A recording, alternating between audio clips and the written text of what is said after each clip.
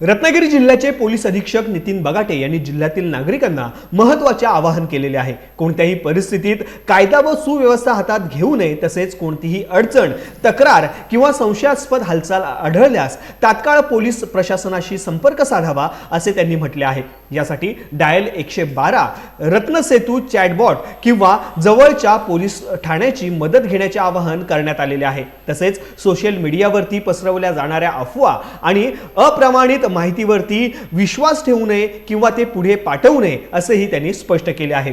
जिल्ह्यात शांतता, सलोखा आणि कायदा सुव्यवस्था कायम राखण्यासाठी नागरिकांनी पोलीस प्रशासनाला सहकार्य करावे असे आवाहन पोलीस अधीक्षक नितीन बगाटे यांनी केलेले आहे। नमस्कार, मी रत्नागिरी जिल्हा पोलीस अधीक्षक नितीन बगाटे।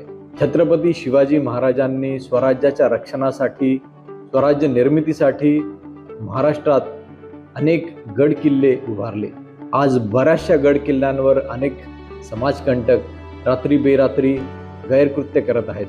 अशा समाजकंटकांना रत्नागिरी जिल्हा पोलीस अधीक्षक म्हणून मी एक इशारा देत आहे की त्यांनी असे काही गैरकृत्य, गैरप्रकार किल्ल्यावर करणं थांबवावे। छत्रपती शिवाजी महाराजांचे किल्ले हे आमच्यासाठी एक आदर्श आहेत आणि त्यांचे संरक्षण करणे हे महाराष्ट्र पोलिसांचे कर्तव्य आहे। तसेच सर्व गड किल्ला रक्षक यांना मी एक निवेदन करतो की त्यांनी कोणत्याही कायदा आपल्या हातात घेऊ नये।